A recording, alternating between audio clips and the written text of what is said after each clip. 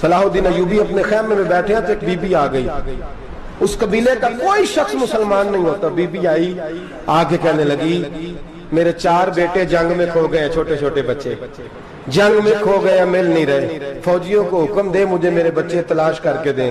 صلاح الدین ایوبی نے جھٹ پٹ سر پہ امامہ باندھا، نیزہ پکڑا، سینے بند باندھا، اپنے جبے کو سمیٹا اور باہر کہنے لگی تو کدھر جا رہا ہے؟ کہنے لگا میں خود تیرے بچے تلاش کر کے دوں گا۔ صلاح الدین چند سپاہی ساتھ میں گلی گلی نکلے، گلی گلی فجر کے نکلے، اثر ہو گئی، تھک گئے، 2 نمازیں صحرا میں پڑھی، جنگل کے اندر پہنچے تو ایک کونے میں 4 بچے ایک جگہ ڈرے اور سہمے ہوئے بیٹھے ملے۔ صلاح الدین ایوبی اٹھا کے لائے، ماں کو کہنے لگے تیرے بچے ہیں، نکلا اس لیے تھا کہ میرے نبی نے فرمایا بچے جدا ہوں تو ماں کو درد بڑا ہوتا ہے، اور میرے رسول نے فرمایا تھا جب جنگ کرنے جاؤ تو کھیت برباد نہ کرنا، فصلیں تباہ نہ کرنا، بچوں کو ماں سے جدا نہ کرنا۔ فرمایا میں سوچ رہا تھا تیرے بچے کہیں میری وجہ سے جدا ہو گئے تو مصطفیٰ کو جواب کیا دینا؟ فرمایا تیرے بچے ڈھونڈ کے لایا ہوں۔ بچے ماں کے پاس آنے لگے تو ماں نے بڑے بیٹے کے منہ پہ تھپڑ مارا، کہتا ہے اماں کیا ہوا؟ کہنے لگے تو نے سنا نہیں کہ دشمن کے بچوں کی اتنی حفاظت کرتا ہے، میرے پاس نہ جا، اس کے قدموں میں بیٹھ جا، جس نبی کے غلام اتنے سچے ہیں وہ نبی کتنا سچا ہوگا۔ بنو قریظہ اور بنو نذیر 2 محلے تھے یہودیوں کے، یہودیوں نے بڑی عہد شکنی کی تو نبی پاک صلی اللہ علیہ وسلم نے ان کو بے دخل کر دیا، مدینے سے نکال دیا، مدینہ منورہ سے۔ یہودی نکل گئے مدینہ طیبہ سے، تو جب وہ نکل کے جا رہے تھے تو ان کے مکان، ان کے باغ، ان کی جائیدادیں بچ گئیں۔ نبی پاک علیہ السلام نے انصار مدینہ کو پہلے بلایا، جاگ رہے ہیں نا آپ لوگ؟ پیسے آتے کسی کو برے لگتے ہیں؟ اب تو یہ بھی حلال حرام کی تمیز بھی اٹھتی جا رہی ہے، جائیداد، باغ، مال، علاقہ خالی ہوا ہے، وہ چلے گئے، اور لوگ تو ڈھونڈتے پھرتے ہیں۔ اللہ خیر فرمائے، شاملہ ہر جگہ ملتی نہیں اب شہروں میں، وہ کس کس نے نام کرا لی، کدھر گئی ہے کوئی خبر ہی نہیں، خالی جگہ پڑی ہے۔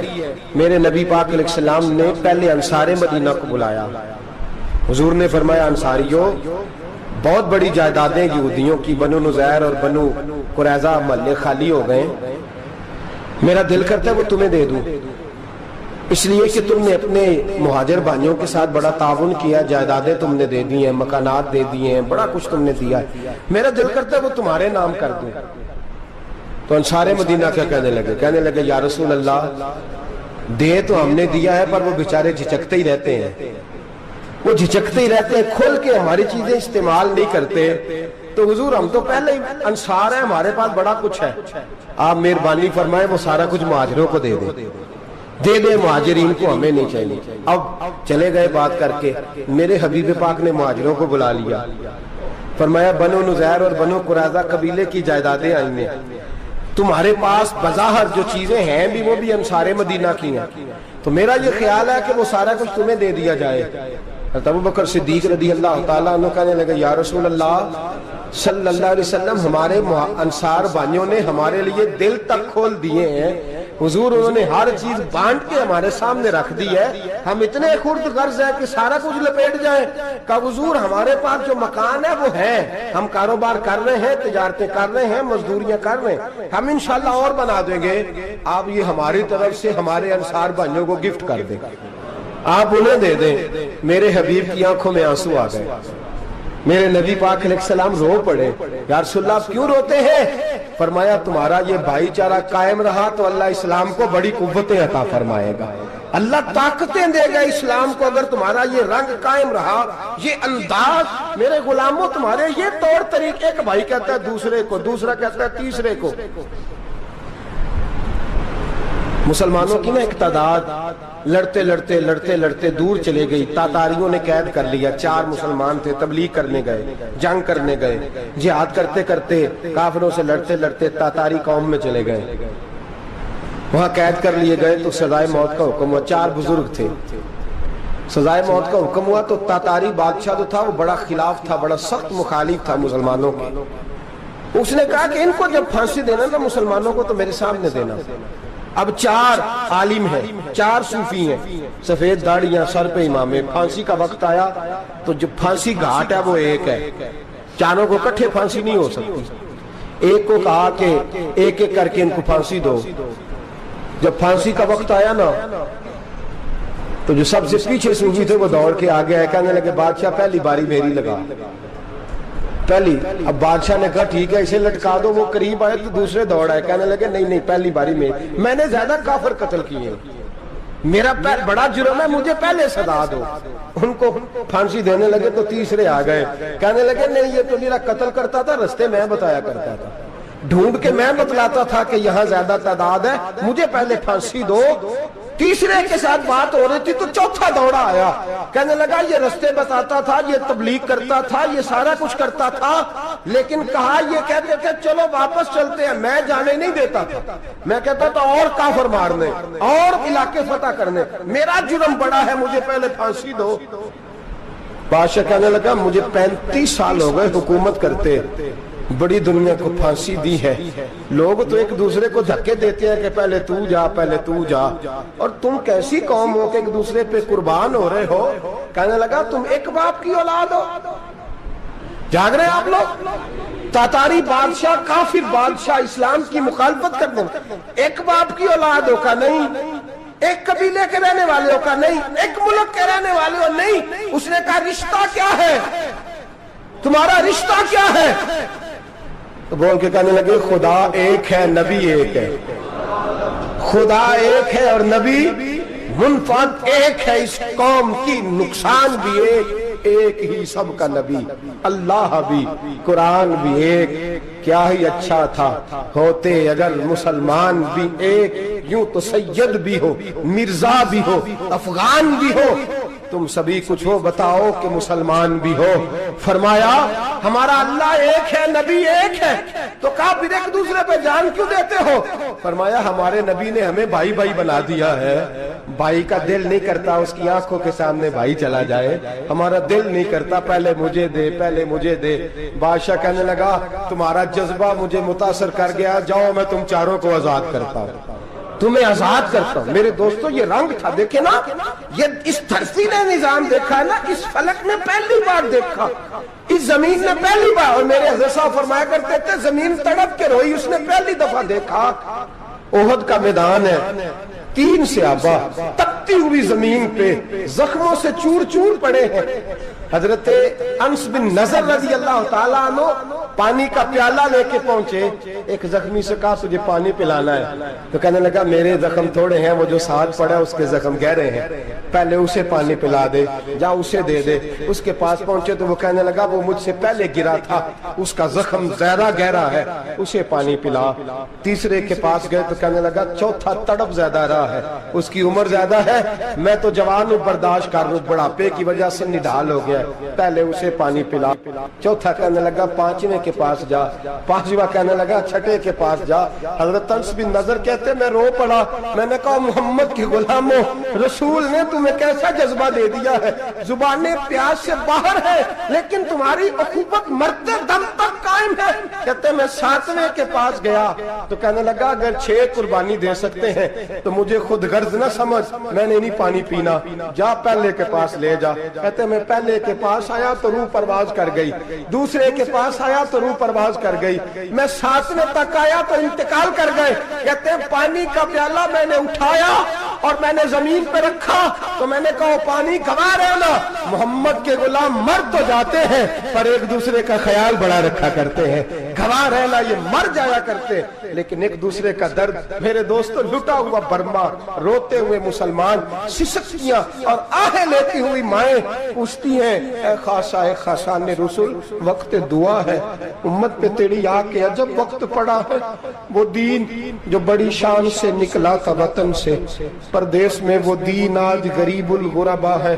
فریاد ہے اے کشتی امت کے نگہباں, بیڑا یہ تباہی کے قریب آن لگا ہے. اور کیا خوبصورت جملے کہے تھے کہ نبی پاک صلی اللہ علیہ وسلم نے, حضور نے فرمایا تھا میرا مومن ایک جان کی طرح ہوتا ہے, ایک جان کی طرح ہوتا ہے. ایک کو تکلیف ہو جسم کے ایک حصے کو, سارا حصہ پریشان ہوتا ہے. فرمایا یہ ایک مکان کی طرح ہے, ایک اینٹ دوسری اینٹ کو مضبوط کرتی ہے. فرمایا یہ مضبوط لوگ ہیں, یہ مضبوط لوگ. حضرت عمر فاروق کا زمانہ ہے, ایک آدمی نے سیری بھیج دی, ایک گھر میں بطور تحفہ، قحط کا زمانہ تھا، گوشت ملتا نہیں تھا، جانور، ایک آدمی نے سری بھیج دی ایک آدمی کے گھر میں۔ اس نے کیا کیا؟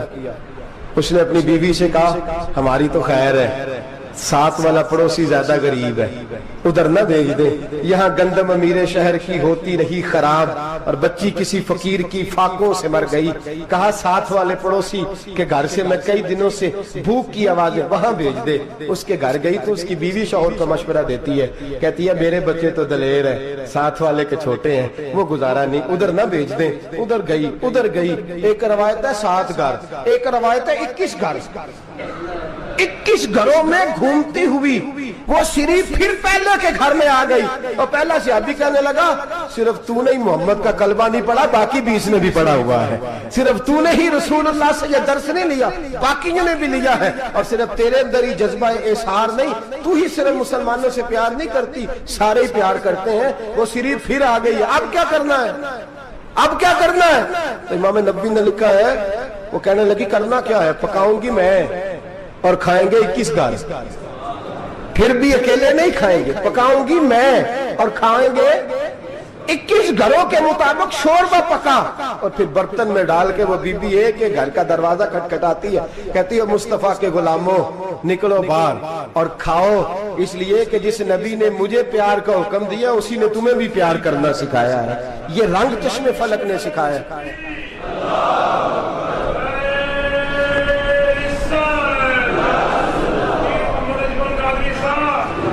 آپ کی بڑی مہربانی، زندہ باد وہی ہے جس کو اللہ رسول زندہ باد فرمائے، بڑی مہربانی، اللہ جزا دے۔ عرض یہ کرنے جا رہا تھا کہ رسول کریم صلی اللہ علیہ وسلم نے یہ پیغام دیا امت کو، فرمایا کہ دیکھیں نا کتنے بڑے لفظ ہیں، یہ نہیں فرمایا دوزخ میں جائے گا، یہ نہیں فرمایا کہ اسے جہنم کی سزا ملے گی، میرے نبی نے فرمایا میں اسے مومن مانتا ہی نہیں، میں اسے مسلمان اپنا مانتا ہی نہیں۔ حضور کسے؟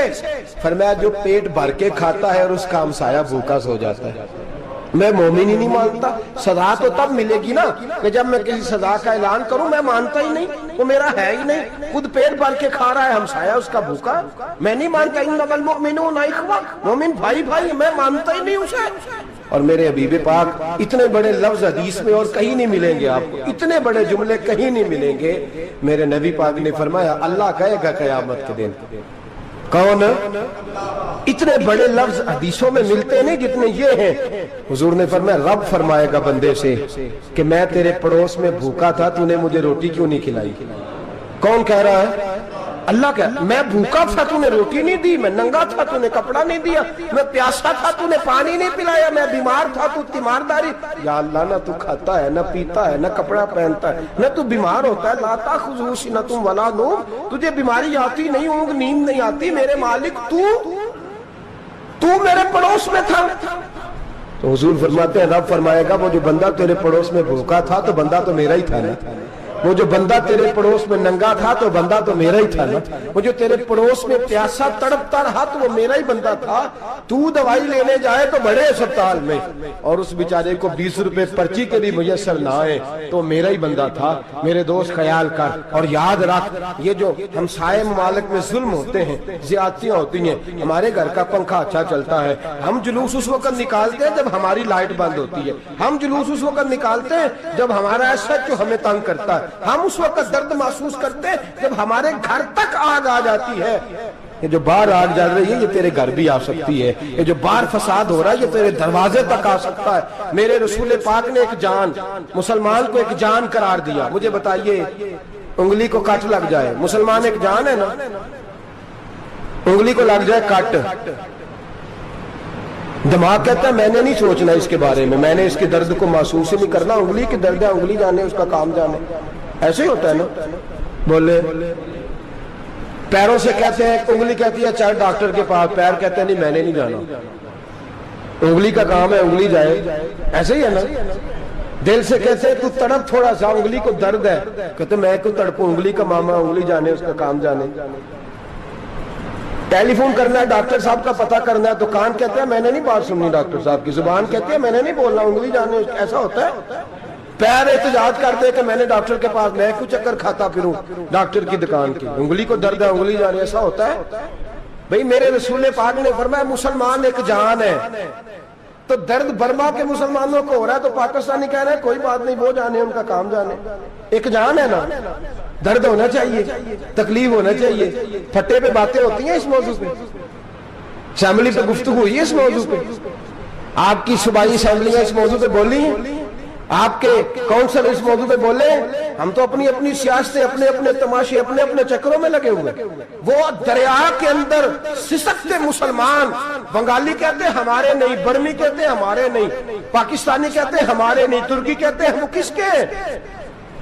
وہ کس کے ہیں؟ وہ اللہ کے بندے ہیں، محمد عربی کے غلام ہیں صلی اللہ علیہ وسلم۔ لیکن میرے دوستو کیا ہمیں کیا غرض ہے، وہ جانے ان کا کام جانے، یہ جب تیرے پیروں تک آگ آئے گی پھر تجھے پتہ چلے گا یہ بڑی سخت آگ ہے۔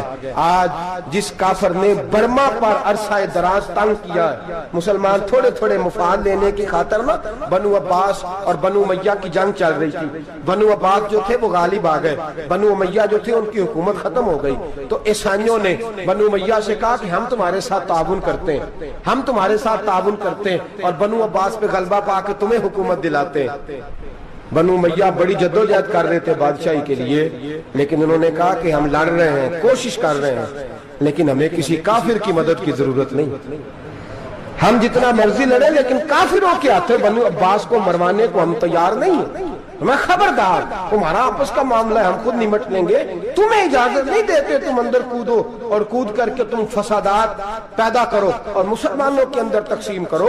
میرے دوستو مسلمان کو سوچنا چاہیے، سوچ بڑی رکھنی چاہیے، گھر کی جنگ سے نکل آ، اب بہو ساس کے جھگڑے سے باہر آ جا، اب محلے کی سیاست چھوڑ کے باہر کا سوچ، اب اسلام کو تیری حاجت ہے۔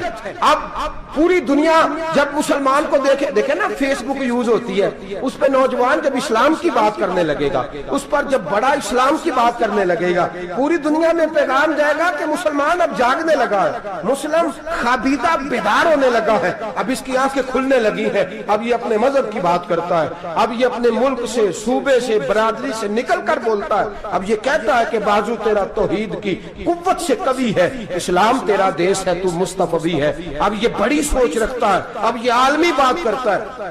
میرے دوستو ہمارا تو حال یہ ہے، امام اعظم ابو حنیفہ کا فتویٰ ہے، آپ فرماتے ہیں جو مولوی عالمی حالات سے باخبر نہ ہو وہ جمعے کی تقریر نہ کرے، وہ مسلمانوں کی رہنمائی نہیں کر سکتا، عالمی حالات سے جو خبردار نہ ہو۔ تو جس کو چھٹی ہو جائے تو نے ختم نہیں پڑھا، دوڑ جا مسجد سے، تو ختم نہیں پڑھتا ہمارے، تجھے پتہ ہی نہیں تو کہاں رہتا ہے، بھاگ جا، وہ عالمی حالات پہ بات کرے گا، کیونکہ بیچارے کو تو پتہ میری سویرے چھٹی ہو جانی، سیاست کا لفظ چھیڑا نہیں تو میں گیا نہیں۔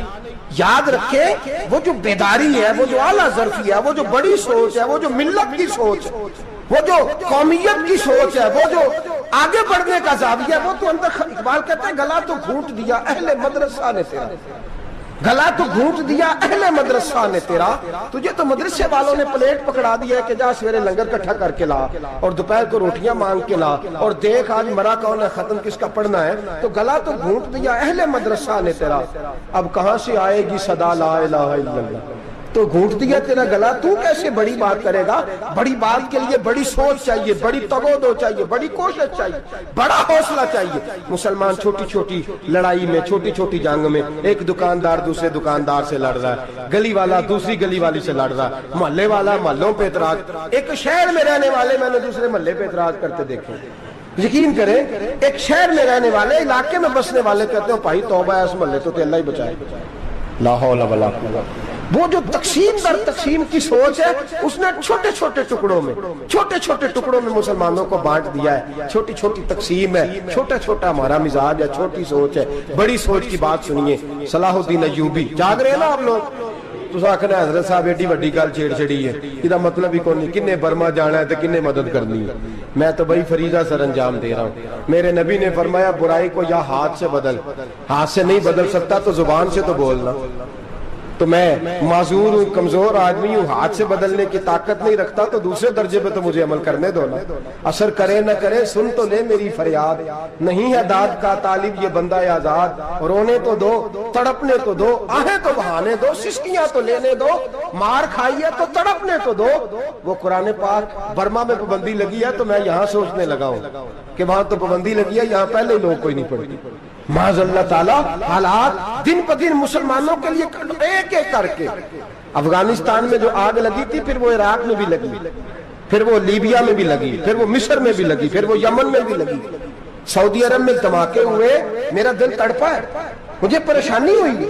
میں بچے 5 تھے, میں بڑا ڈسٹرب ہوا, میں نے کہا یار یہ ہمارا سب کا اجماعی عقیدت کا مرکز ہے. ہم کم از کم 1000 اختلاف کے باوجود کہا کرتے تھے کہ عرب میں امن ہے یار, وہاں سکون ہے, وہاں دکانیں کھلی چھوڑ کے لوگ چلے جاتے ہیں. وہاں بھی فساد ہونے لگا, وہاں بھی آگ بڑھ گئی ہے. لیکن ہم صرف چھوٹی چھوٹی کر کے جب آگ بجھانے کی کوشش کریں گے, اس وقت آگ نہیں بجھے گی. جب ہر آدمی اپنے پیالے میں پانی لے کے آئے گا, ہر شخص اپنے گھر کی نل چلائے گا, ہر شخص نلکا چلائے گا اور پانی نکال کے یہ آگ بجھائے گا, تب یہ آگ بجھے گی. ہر آدمی کو کردار, سوچ بڑی کریں, نظریہ بڑا کریں, ملت کی بات کریں, مسلمان ہو کے سوچیں, مسلمان ہو کے سوچیں. خدا را نکلیں یہ گھر کے جھگڑوں سے, تھوڑی دیر کے لیے اپنے آپ کو بڑا کریں, بڑی سوچ آپ بنائیں. جب دوستیاں لگائیں, یارانے لگائیں, پھر چھوٹے موٹے حساب سے بچیں. بابا بلے شاہ صاحب فرماتے کورے ورک کتاب نہیں ہوندے, کورے ورک کتاب نہیں ہوندے, پتھر دل گلاب نہیں ہوندے. او بلیا یاری سوچ کے لائیں, یارا نال حساب نہیں ہوندے. پھر ذرا نکلے اس حساب کتاب سے باہر, بلیا یاری سوچ کے لائیں, یارا نال حساب نہیں ہوندے. پھر ذرا بڑا ذہن کریں, چھوڑے اپنے حساب. وَيُبْصِرُونَ عَلَىٰ أَنفُسِهِمْ وَلَنَبْلُوَنَّكُمْ بِشَيْءٍ مِّنَ الْخَوْفِ وَالْجُوعِ وَنَقْصٍ مِّنَ الْأَمْوَالِ وَالْأَنفُسِ وَالثَّمَرَاتِ. پھر حساب کتاب سے نکلے. پھر امام علی مقام کی طرح یہ سوچ بنائے کہ حسین کے بچے چلے جائیں تو کوئی حرج نہیں, امت پر آنچ نہیں آنی چاہیے. ایک امام علی مقام, کل تک امام میدان میں کھڑے تھے تو اکیلے تھے, لیکن آج پوری دنیا کہتی ہے حسین ہمارا ہے, حسین ہمارا ہے. آج نظریہ امام علی مقام زندہ ہے, تو اکیلا ہے تو کھڑا ہو. یہ نہ کہا کر چھوٹی سی مسجد ہے, ایک کونا کا کھڑکاوا, مولانا تقریر کر رہے ہیں تو کیا بنے گا, ایک آواز کہیں سے گونجا کرتی ہے, پھر اس میں تاثیر میرا اللہ پیدا فرما دیا کرتا ہے, پھر اس کے اندر قوت میرا رب پیدا فرما دیا کرتا ہے, پھر اللہ اس میں تاثیر پیدا کر کے 4 دانگ عالم میں پھیلا دیا کرتا ہے. صلاح الدین ایوبی, مسلمانوں پہ ظلم ہوا, فلسطین میں آگ لگی اور پورے فلسطین کی گلیاں خون سے بھر گئی. ایک دن کے اندر 70,000 مسلمان قتل ہوا. گھوڑوں سے سڑکوں پہ چلا نہیں جاتا تھا, گھوڑے پھسلتے تھے, اتنا خون تھا.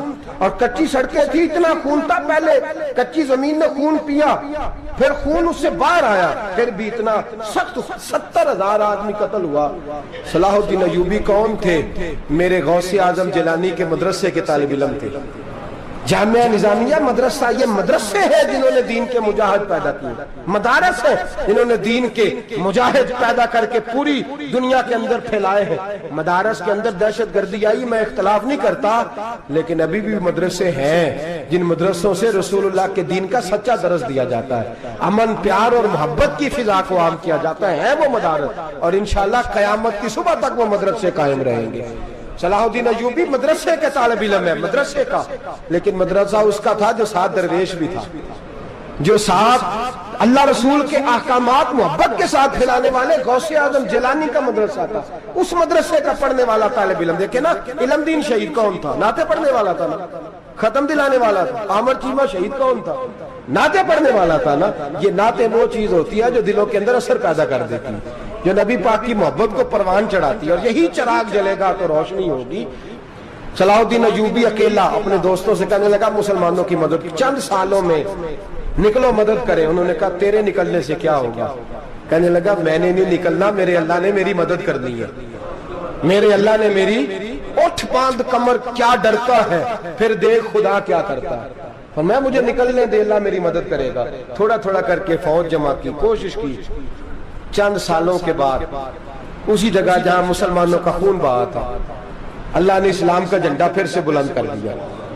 صلاح الدین ایوبی فاتح بن کے مسجد اقصی کے دروازے پہ کھڑا ہے. چند سال گزرے، عیسائیوں کا اپنا وہ ظلم ابھی یاد ہے، اور عیسائی سارے لیڈر کہتے ہیں تیاری کر لو، اب ہمارے بچے کاٹے جائیں گے، عورتیں بیوہ ہوں گی، گردنیں کٹیں گی، اب دیکھنا جتنا خون ہم نے بہایا تھا مسلمان اس سے دگنا بہائیں گے.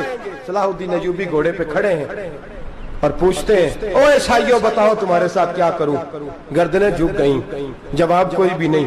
کہا تم نے 70,000 مسلمان ایک دن میں مارا تھا، بولو تمہارے ساتھ کیا کروں؟ تم نے ایک دن میں مسلمان یوں کاٹے جیسے گاجر مولی کاٹی جاتی ہے، بولو کیا کروں؟ عیسائی کہنے لگے ہمیں اپنے ظلم یاد ہے، تشدد یاد ہے، بربریت یاد ہے، تو بہتر جانتا ہے تو نے کیا کرنا ہے. صلاح الدین ایوبی گھوڑے پہ فاتح کھڑا ہے، آنکھوں میں آنسو آئے، تڑپ کے رویا، کہنے لگا میں تمہارے ساتھ وہی سلوک کروں گا جو میرے مصطفیٰ نے قریش مکہ کے ساتھ فرمایا تھا. لا تصریب علیک، جاؤ تم پر کوئی زیادتی، جاؤ تم آزاد ہو. اس نے کہا تو کر کیا رہا ہے؟ کہنے لگا میں کیا کروں، میں اس محمد کا ماننے والا ہوں جس نے معاف کرنا سکھایا ہے صلی اللہ علیہ وسلم. میرے پیروں میں زنجیر ہے رسول اللہ کی غلامی کی، جاؤ تم آزاد ہو. اس نے کہا تم آزاد ہو. لوگوں نے کلمہ پڑھنا شروع کر دیا، اشہد ان لا الہ الا اللہ واشہد ان محمدن عبدہ. سارے قبیلے کے کچھ نہ کچھ لوگ مسلمان، ایک قبیلہ رہ گیا مسلمان نہیں ہوتا. صلاح الدین ایوبی اپنے خیمے میں بیٹھے ہیں تو ایک بی بی آ گئی، اس قبیلے کا کوئی شخص مسلمان نہیں ہوتا. بی بی آئی، آگے کہنے لگی میرے 4 بیٹے جنگ میں کھو گئے ہیں، چھوٹے چھوٹے بچے جنگ میں کھو گئے ہیں، مل نہیں رہے، فوجیوں کو حکم دے مجھے میرے بچے تلاش کر کے دیں. صلاح الدین ایوبی نے جھٹ پٹ سر پہ امامہ باندھا، نیزہ پکڑا، سینے بند باندھا، اپنے جبے کو سمیٹا اور باہر. کہنے لگی تو کدھر جا رہا ہے؟ کہنے لگا میں خود تیرے بچے تلاش کر کے دوں گا. صلاح الدین چند سپاہی ساتھ گلی گلی نکلے، گلی گلی فجر کے نکلے، اثر ہو گئی، تھک گئے. 2 نمازیں صحرا میں پڑھی، جنگل کے اندر پہنچے تو ایک کونے میں 4 بچے ایک جگہ ڈرے اور سہمے ہوئے بیٹھے ملے. صلاح الدین ایوبی اٹھا کے لائے، ماں کو کہنے لگے تیرے بچے ہیں. نکلا اس لیے تھا کہ میرے نبی نے فرمایا بچے جدا ہوں تو ماں کو درد بڑا ہوتا ہے، اور میرے رسول نے فرمایا تھا جب جنگ کرنے جاؤ تو کھیت برباد نہ کرنا، فصلیں تباہ نہ کرنا، بچوں کو ماں سے جدا نہ کرنا. فرمایا میں سوچ رہا تھا تیرے بچے کہیں میری وجہ سے جدا ہو گئے تو مصطفیٰ کو جواب کیا دینا.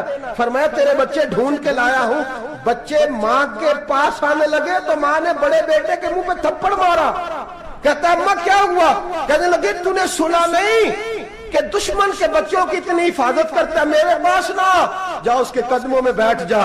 جس نبی کے غلام اتنے سچے ہیں وہ نبی کتنا سچا ہوگا، جس نبی کے نوکر اتنے کھڑے ہیں وہ نبی کتنا کھڑا ہوگا. جا کے کلمہ پڑھ لے. میرے دوست یہ اسلام ہے جس نے غیروں کا درد بھی اپنے سینے میں رکھا. اقبال کہتا ہے سارے زمانے کا درد ہمارے ہی سینے میں ہے.